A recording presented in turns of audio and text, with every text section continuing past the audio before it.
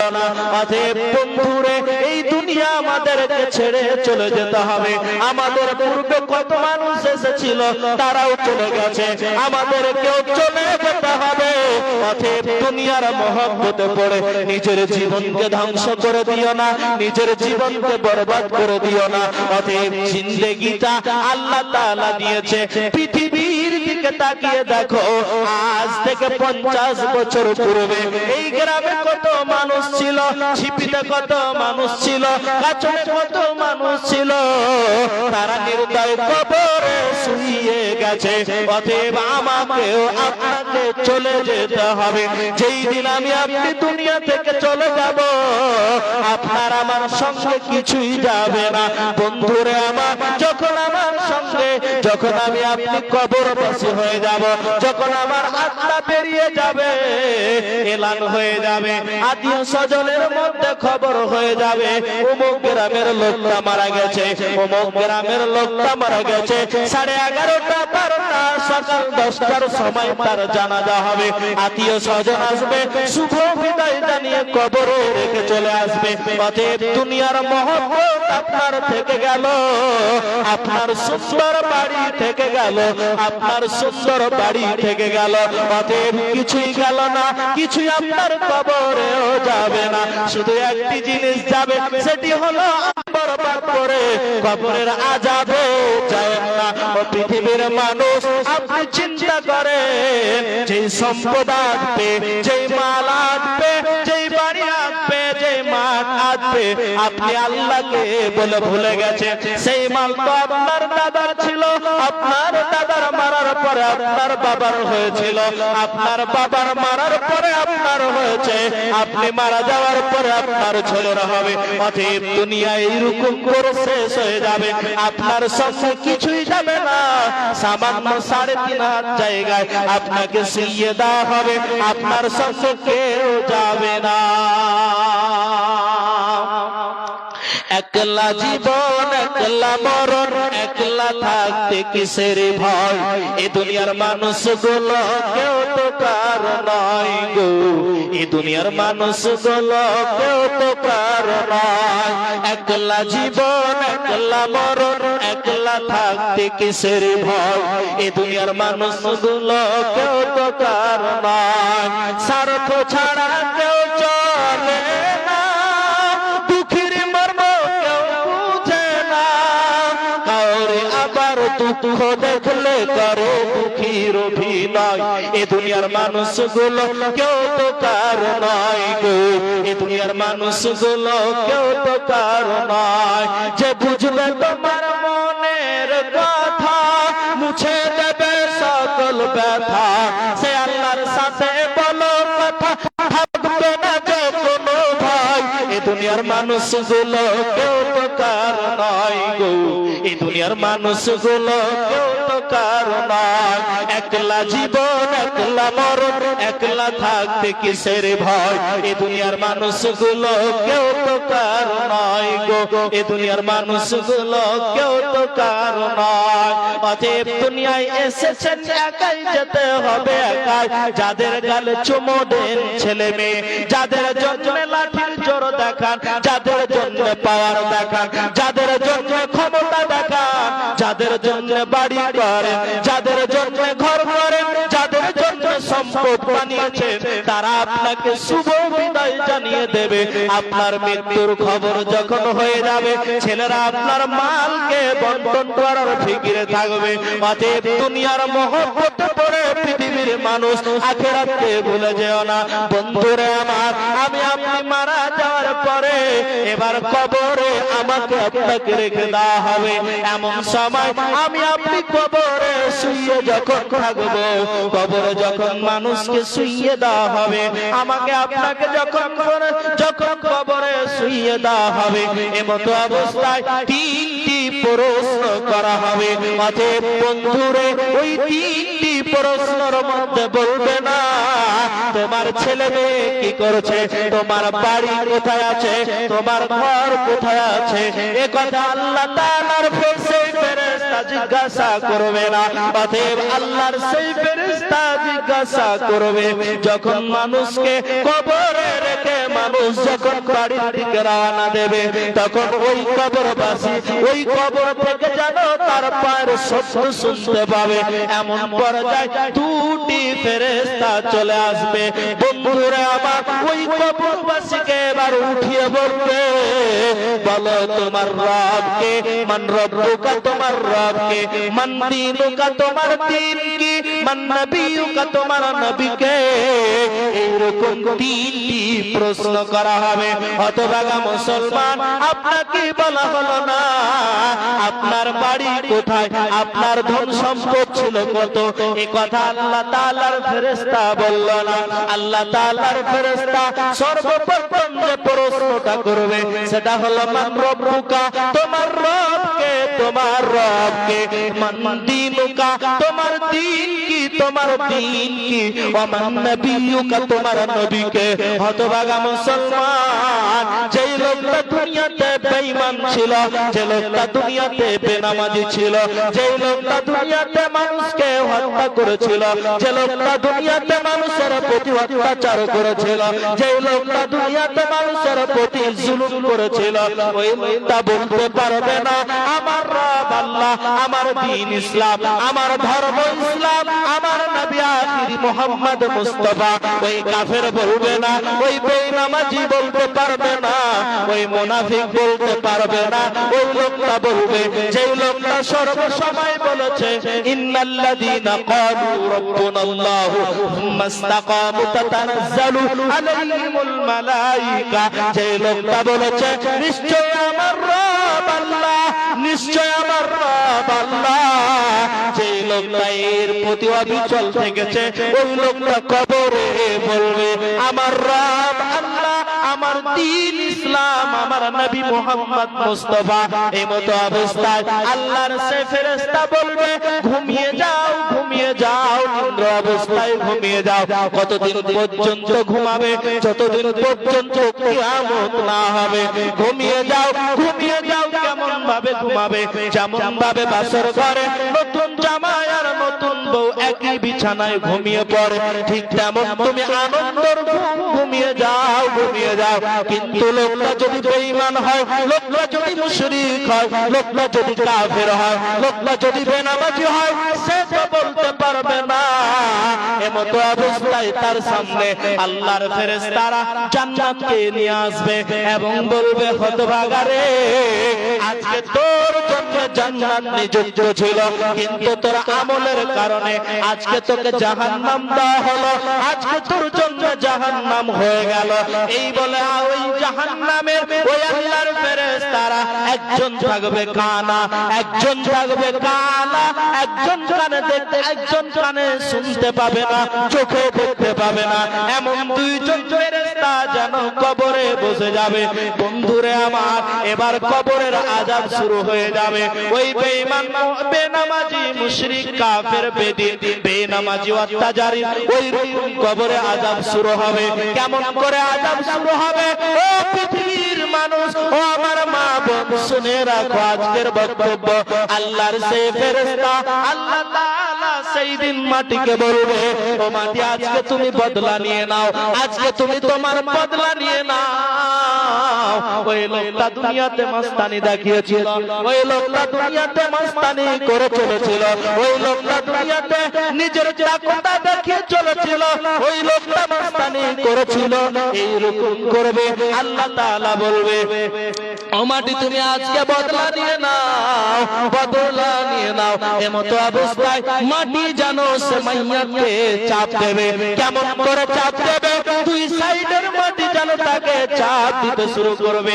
তার একদিকের হাড়গুলি অপর দিকে ঢুকে যাবে, অপর দিকের হাড়গুলি যেন আরো একদিকে ঢুকে যাবে। এইরকম অবস্থায় পৌঁছে যাবে।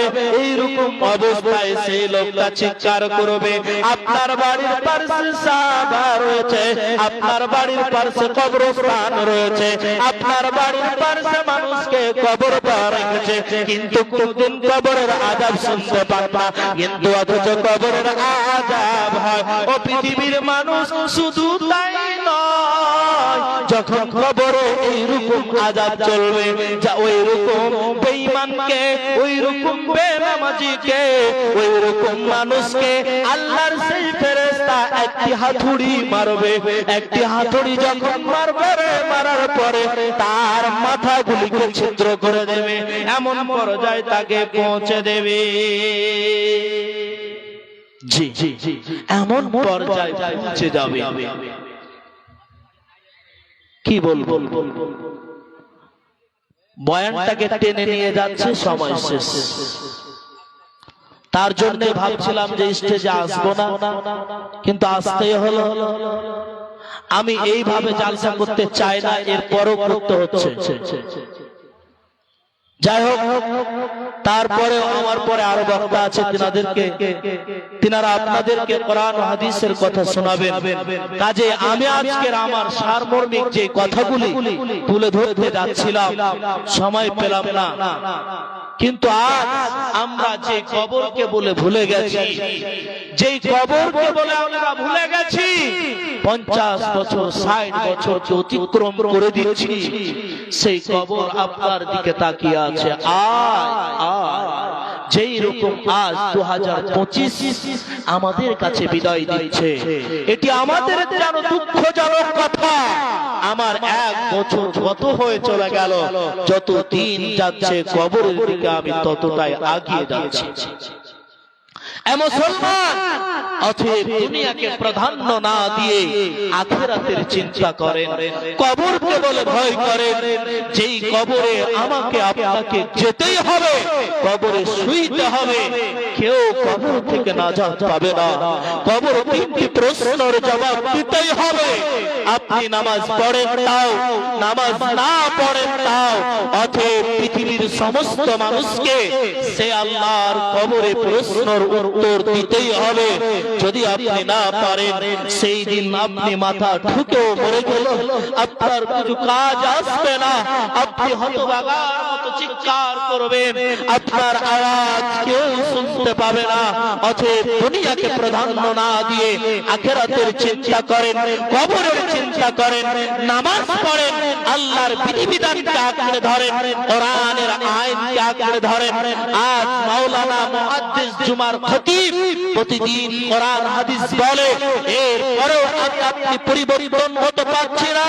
আমার আপনার জন্য কবরে ফেরেশতা নিযুক্ত হয়ে আছে, তারা তাকিয়ে আছে। আপনার মৃত্যু হতেই দেরি, আপনার আযাব শুরু হতেই থাকবে, আপনাকে কেউ বাঁচাতে পারবে না। আপনি অসুস্থ হয়েছেন, ব্যাঙ্গালোর গেলেন, দুবাই গেলেন, কাতার গেলেন, কোথাও গেলেন চিকিৎসার জন্য, তথা আপনি দুনিয়াতে বাঁচতে চাইছেন, কিন্তু যেই দিন আপনার প্রতি কবরে আযাব দেওয়া হবে, সেই দিন আপনি বলবেন, যদি এ আযাব না হওয়ার কারণে আজ যদি আমার মওত হয়ে যেত, এটাই আমার জন্য সব থেকে ভালো হতো। অতএব পৃথিবীর মানুষ, এই দুনিয়ায় আল্লাহর কাছে বেশি বেশি আরাধনা করো। আল্লাহ, আমার মওত যেন ঈমানি অবস্থায় হয়, আল্লাহ আমার মওত যেন নামাজি অবস্থা হয়, আল্লাহ আমার মওতটি যেন আমি মুসলিম অবস্থায় মৃত্যুবরণ করি। এই দোয়া আল্লাহর কাছে করেন এবং আখিরাতের চিন্তা চেতনা করে নিজের জীবনকে পরিবর্তনে আনেন। আজ আপনার পাশে থাকা কত লোক কবরবাসী হয়ে গেল। আজ আমাদের মাদ্রাসার পাশেই কবরস্থান, যেই কবরস্থানে আজ মাহবুব আলমের বাবা কবর নির্দয় শুয়ে গেছে। মাওলানা মাহবুব আলম মাদ্রাসা থেকে বাড়ি আসলে বাবা আগে খবর নিত, ছেলে আমার অনাহারে এসেছে, তাড়াতাড়ি খেতে দাও। সে বাবাও নির্দয় কবর শুয়ে গেছে।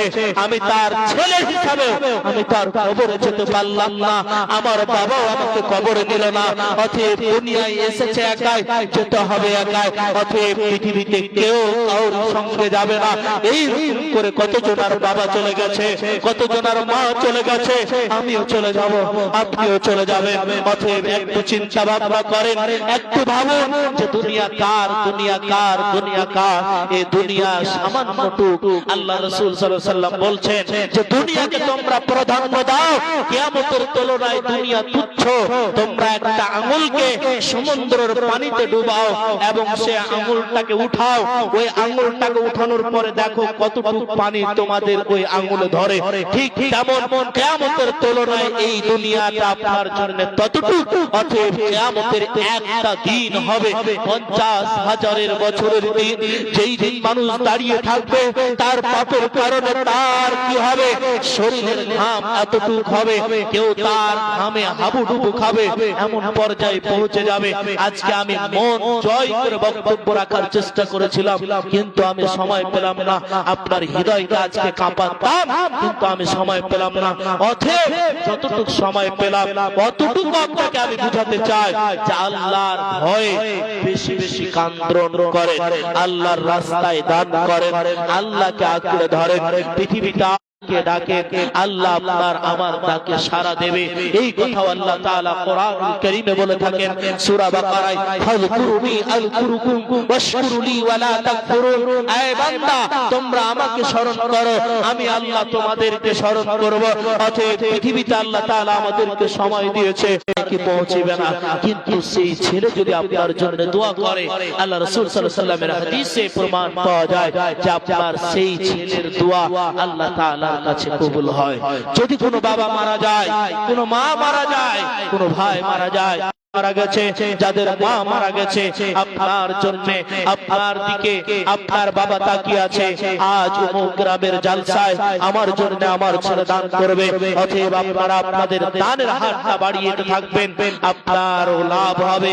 আজ যদি আপনি আপনার ছেলের জন্য আপনার বাবার জন্য দান বলো, কার কাছে গেলে আল্লাহ তুমি দয়া করো, আল্লাহ তুমি রহম করো আমাদের উপরে।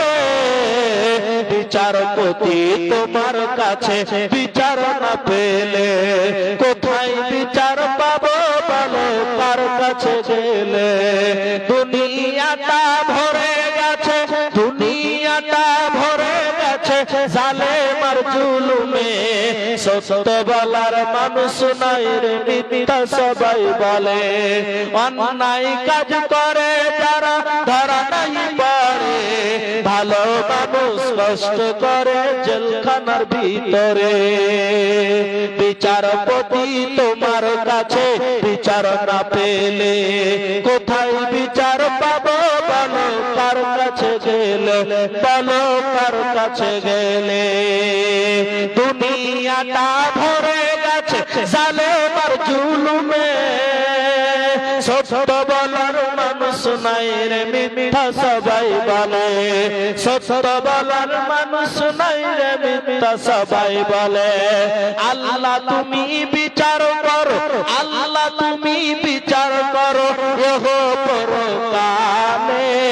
বিচারপতি তোমার কাছে বিচার না পেলে কোথায় বিচার পাবো বলো, কার কাছে গেলে বলো, কার কাছে গেলে?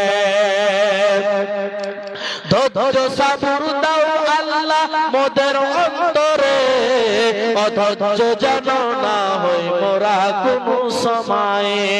বিচারপতি তোমার কাছে বিচার না পেলে কোথায় বিচার পাবো বলো, কার কাছে গেলে বলো, কার কাছে গেলে বলো, কার কাছে গেলে? হায়াত বাকি তো মুলাকাত বাকি। এখান থেকে আজকের বক্তব্য করলাম। আসসালামু আলাইকুম ওয়া রাহমাতুল্লাহ। আমার মা 500 টাকা আমার বাবার জন্য দিয়ে পাঠিয়েছেন, সকলে আমার বাবার জন্য দোয়া করবেন। আল্লাহ যেন আমার বাবার এই আদানের বিনিময় আল্লাহ তার কবরকে নূরে আলোকিত করে দেয়। আল্লাহুম্মা সাল্লি আলাইহি, আল্লাহুম্মা বারিক আলাইহি, রব্বির হামহুমা জিরা। হায়াত বাকি তো মুলাকাত বাকি। আসসালামু আলাইকুম ওয়া রাহমাতুল্লাহ। আসসালামু আলাইকুম। কোরআন হাদিসের আমরা খুব সুন্দর ওয়াজ শুনছিলাম, কিন্তু সময় সাপেক্ষে আমরা সময় দিতে পারলাম না, অনেক বক্তা। আর একটা বিশেষ খবর, যে সমস্ত মেয়েদের কালেকশনের দায়িত্ব দেওয়া হয়েছে, যেমন হালেমা, মালেকা, আরো 2-4 জন, তারা যেন জলদি ওখানে যায়। মেয়েরা জালসা শুনছে আবার বাড়ি চলে যাচ্ছে, কিছু কিছু কালেকশন করে। এটা উদ্দেশ্য আমার হচ্ছে যে আমাদের জামে মসজিদে ছাতের জন্য, যাতে আমাদের কালেকশনটা বেশি বেশি হয়। তাই তোমরা যাও মেয়েদের কাছ থেকে কালেকশন করো।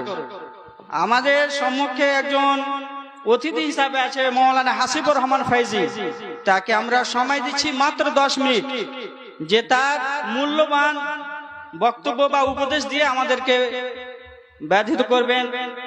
মৌলানা ফাইজুর রহমান, মৌলানা হাসিবুর রহমান ফাইজি সাহেব। তারপরে আমাদের দ্বিতীয় বক্তা মৌলানা জামিরুল ইসলাম মঞ্চে উপস্থিত আছে, তিনি বক্তব্য রাখবেন নারীর মর্যাদা নিয়ে। নারীর মর্যাদা, ইসলামে নারীর মর্যাদা। বিদিন বেধর্মীর আমাদের বলে ইসলামে নাকি নারীর কোনো মর্যাদা নাই, তাই তিনি এই নিয়ে বিষয় নিয়ে বিশেষ ভাষণ রাখবেন। এবং আপনারা দান করে, দান করে আপনারা নেকির খাতায় নাম লেখাবেন। সবাই দান করবেন, 100, 200, 50, 1000 যা যে পারবেন। কেউ বাড়ি খালি হাতে ফিরে যাবেন না, এটাই হচ্ছে আমার আবেদন। আসসালামু আলাইকুম।